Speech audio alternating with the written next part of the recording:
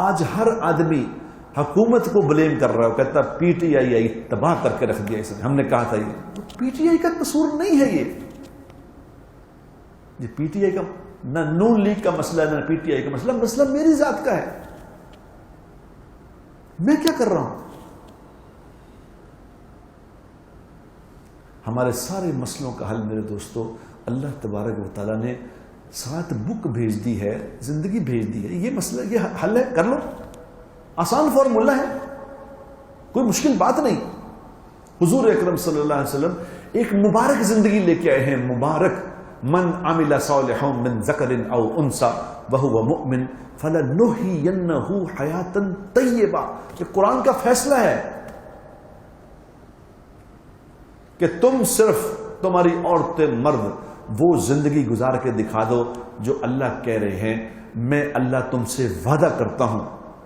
کہ تمہیں دنیا میں عزت والی پاکیزہ زندگی نصیب فرماؤں گا۔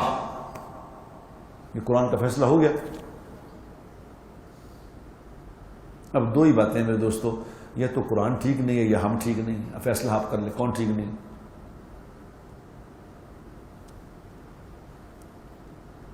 سورہ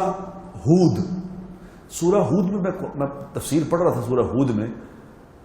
سورہ ہود علیہ السلام کو اللہ تبارک و تعالیٰ نے قوم عاد کی طرف بھیجا۔ اب قوم عاد میں کیا ہوا تھا، 3 سال سے بارش نہیں ہو رہی تھی، 3 سال سے بارش نہیں ہو رہی، بالکل خشک سالی اور بالکل فاقے آ گئے۔ تو ہود علیہ السلام نے قوم عاد سے کہا کہ دیکھو میری بات سنو، بڑا آسان فارمولہ ہے، تم توبہ کرو، توبہ کر لو اور اللہ کی فرما برداری پہ آ جاؤ بس۔ تو اللہ کے 2 وعدے ہیں، اللہ کے 2 وعدے، کیونکہ میں اس سے پہلے میں سمجھتا تھا کہ نیک اعمال کا بدلہ جو ہے نا آخرت میں ملے گا، دنیا میں نہیں۔ پڑھ کے سورہ ہود پڑھ کے دیکھ لیں، اس میں اللہ نے وعدے کیے۔ کیا وعدہ کیا کہ سب سے پہلے اللہ تمہیں دنیا میں وہ چیزیں عطا فرمائے گا جو تم چاہتے ہو، تمہاری دنیا وسیع کر دے، آسمان سے پانی برسے گا، زمین سے غلے نکلیں گے، اللہ تمہاری مرضی کی زندگی تمہیں عطا فرمائے گا، یہ پہلا وعدہ سن لو،